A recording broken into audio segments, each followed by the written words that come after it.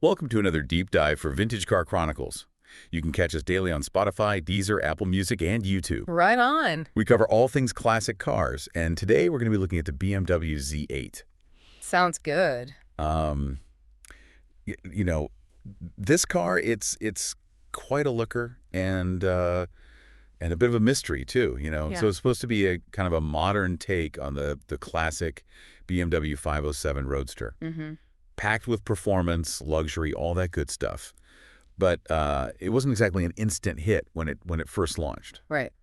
So how did it go from, kind of a lukewarm reception to being this collector's item that everybody wants? Well, that's what we're going to find out. That's what we're going to be talking about today. The Z8 is really interesting because it kind of goes against what you might expect. Its journey from just a concept to this sought after classic. I think it just shows you how powerful design is and how people's opinions about cars change over time. Yeah, so let's go back to the beginning. Like, where did this all start? So the Z8 story, it doesn't actually begin in like a fancy design studio. It starts with a casual get-together, a bunch of BMW executives. I like it already. Just you have a bunch of car guys hanging out talking about their favorite BMWs. And right in the middle of all this nostalgia, the idea for the Z8 is born. Really? Yeah, it was like an unofficial project at first, like almost a tribute to the legendary BMW 507. I see. And that informal setting, I think, was really important for the Z8's development. Yeah. Gave the design team a lot of creative freedom, more than they would have had with a typical project with lots of constraints. Yeah. It was like they could try out different ideas, things that they normally wouldn't be able to. Makes sense. But before we get too deep into the Z8, let's talk a little bit about its inspiration, the BMW 507. Okay. So where does the 507 fit into all of this? Well, the 507 came about in the mid-1950s because they saw this gap in the market. You had, at the time, you had affordable British roadsters at one end. Right.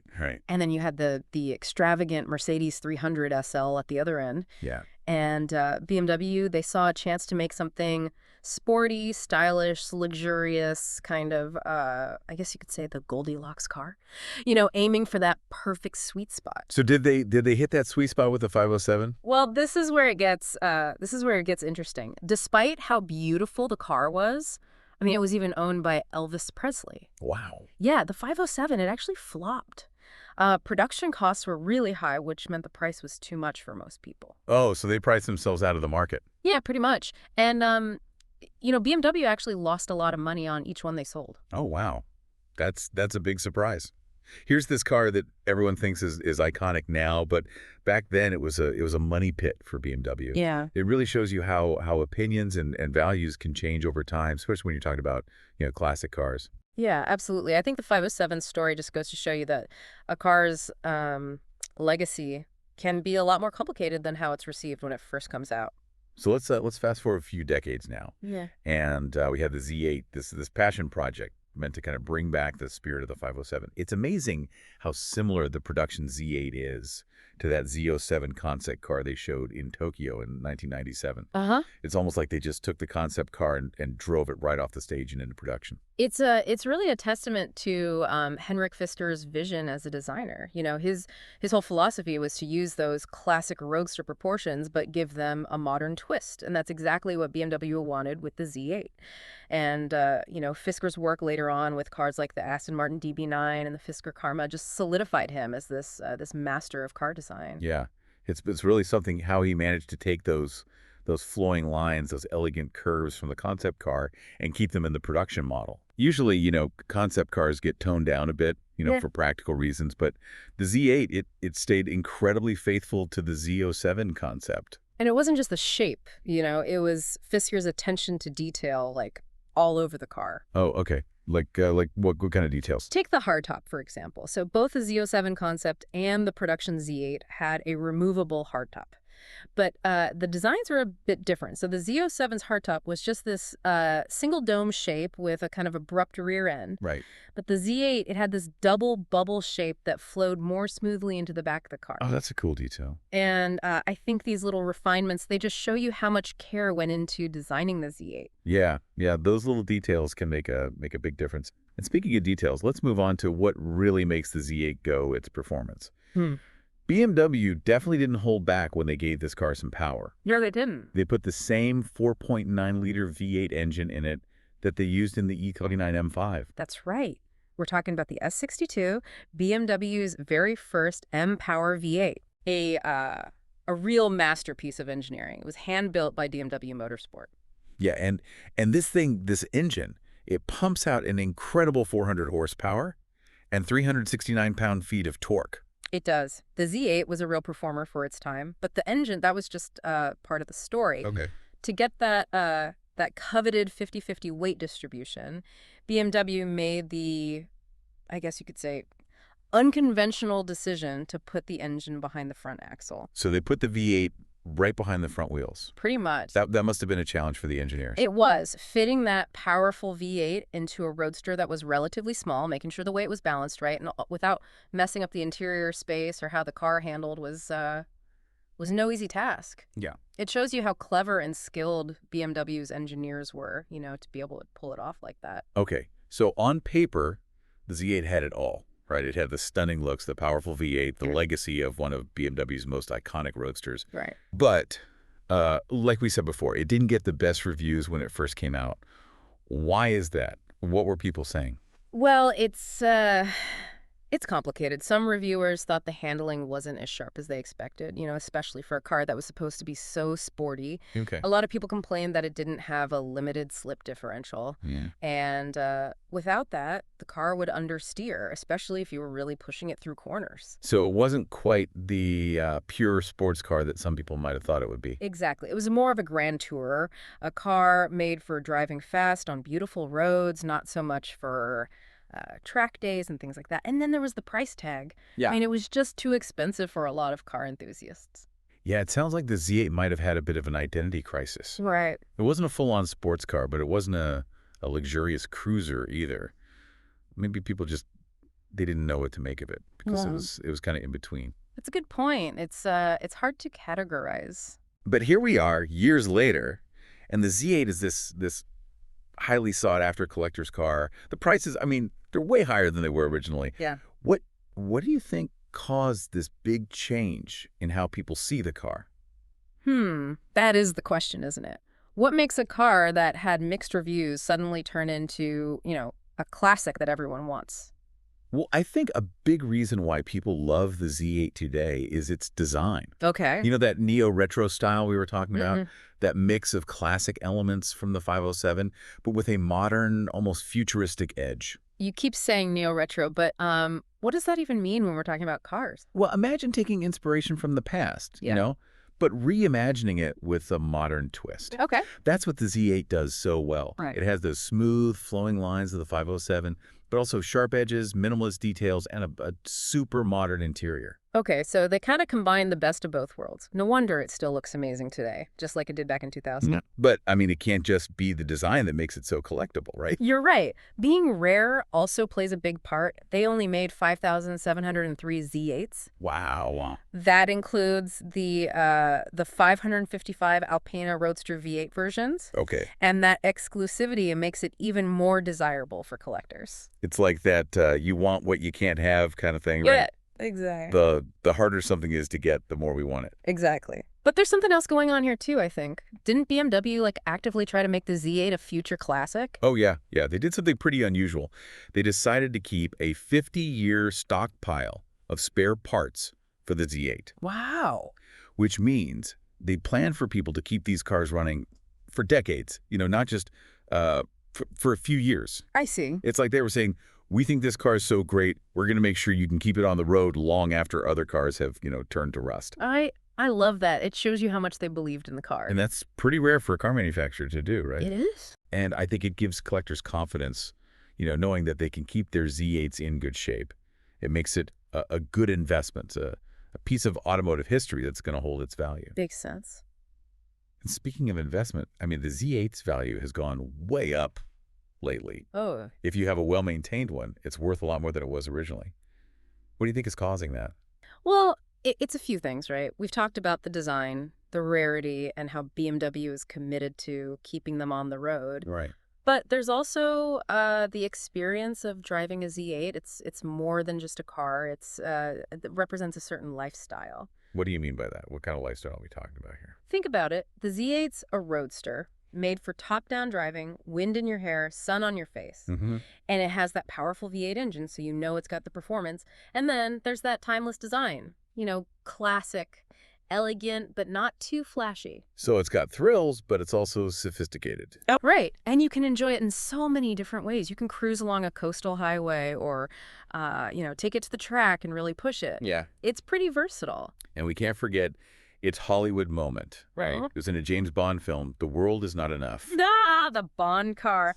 Although, being cut in half by a helicopter isn't usually good for a car's image. True, true. But fun fact, the Z8 they used in the film was a replica made of fiberglass. So they didn't destroy a real one. Ah, so a real Z8 was spared. Exactly. It's like even Hollywood knew the Z8 was something special and didn't want to ruin the real thing.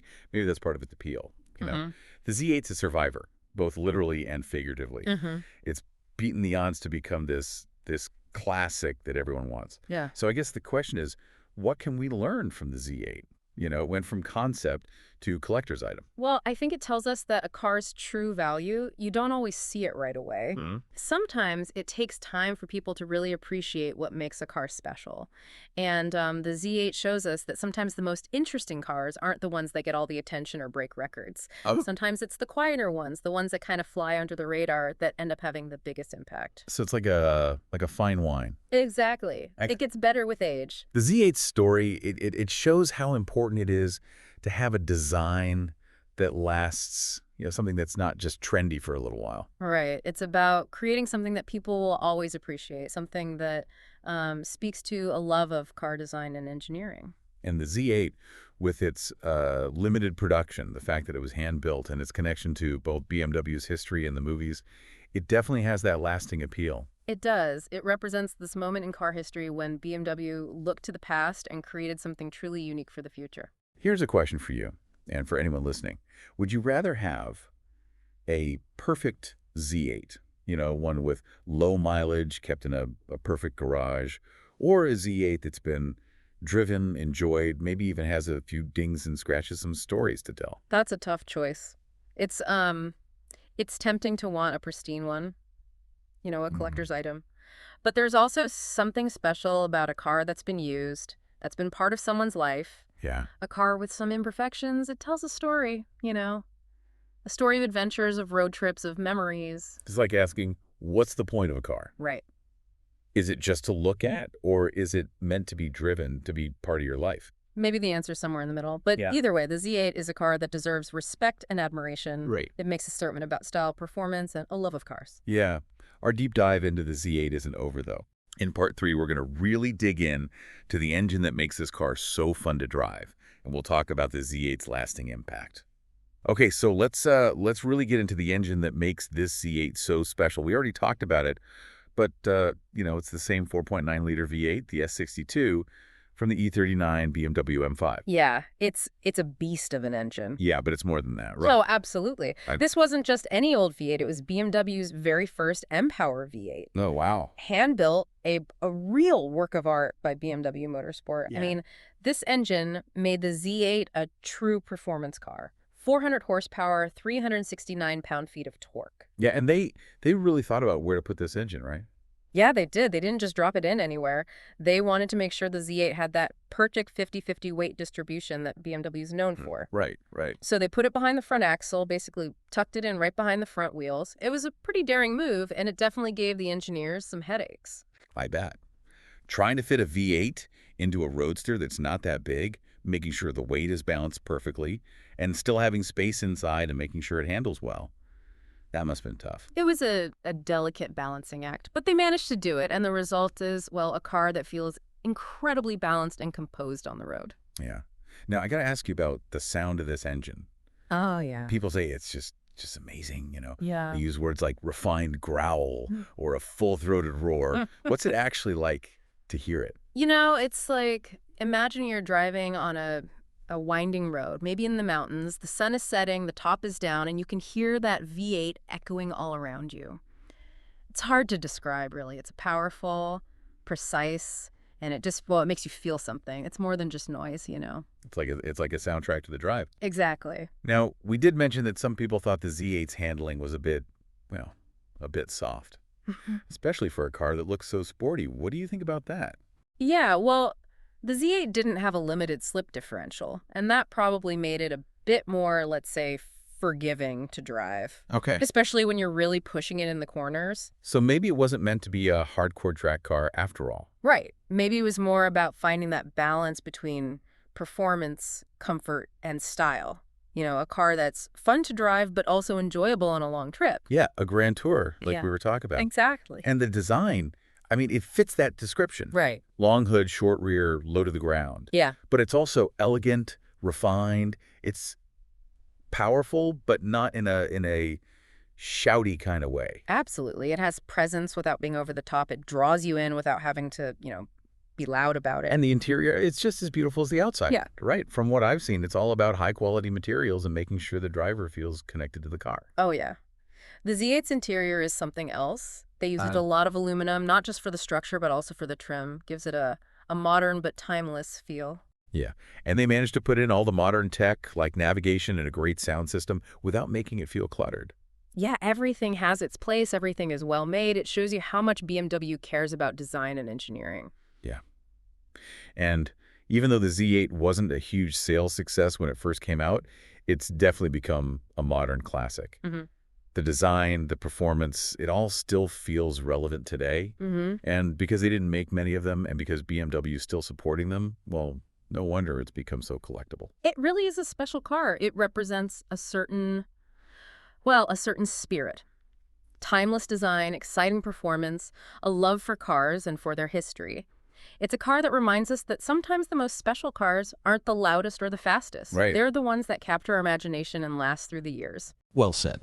The BMW Z8, it shows you that sometimes it takes a while to really appreciate something truly great. Thanks for joining us for this deep dive into the world of the BMW Z8. We hope you enjoyed learning about this fascinating car. And don't forget, there's a new episode of Vintage Car Chronicles every day, so be sure to find us on Spotify, Deezer, Apple Music, and YouTube. Until next time, happy driving.